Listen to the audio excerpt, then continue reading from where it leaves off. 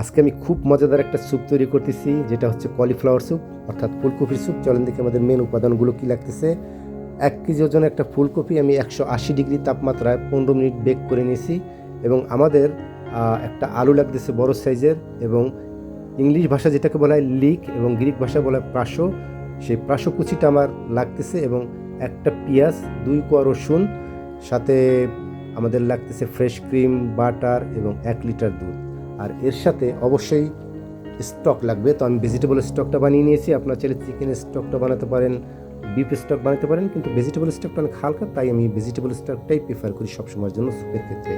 আমি একটা বড় প্যানে 100 গ্রাম বাটার, 50 গ্রাম অলিভ অয়েল হালকা গরম করে তার মধ্যে আমি রসুন কুচি এবং পেঁয়াজ কুচিটা দিয়ে দিলাম। যতক্ষণ পর্যন্ত না হালকা নরম হয় ততক্ষণ পর্যন্ত আমি সটে করে নেব। তারপর আমি লিক কুচিটা দিয়ে দেবো, অর্থাৎ প্রাশো কুচিটা। তো প্রাশো কুচিটা 3 থেকে 4 মিনিট আমি সটে করে নেব, এটা হালকা নরম হয়। তারপর আমি দিয়ে দেবো আলুটাও আমি এইভাবেই 3-4 মিনিট সব উপাদানের সাথে ভেজে নেব। ভেজে নেওয়ার পর আমার যেই বেক করা ফুলকপিটা সেটা আমি দিয়ে দেবো, এবং ধীরে ধীরে আমি ভেজিটেবল স্টকটা এবং 1 লিটার দুধ দিয়ে দেবো।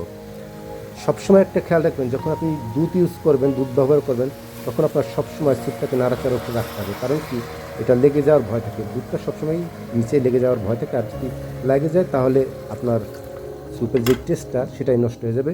তো 15 মিনিট আমি সিদ্ধ করে নেব। সিদ্ধ করার পর আমি গোলমরিচের গুঁড়া এবং লবণ আপনার টেস্ট মতো আপনি দিয়ে নেবেন। দেওয়ার পর আমি হ্যান্ড ব্লেন্ডার দিয়ে একটু নাড়াচাড়া করে আমি ফ্রেশ ক্রিম এবং ঠান্ডা বাটার দিয়ে এইভাবে সার্ভ করব।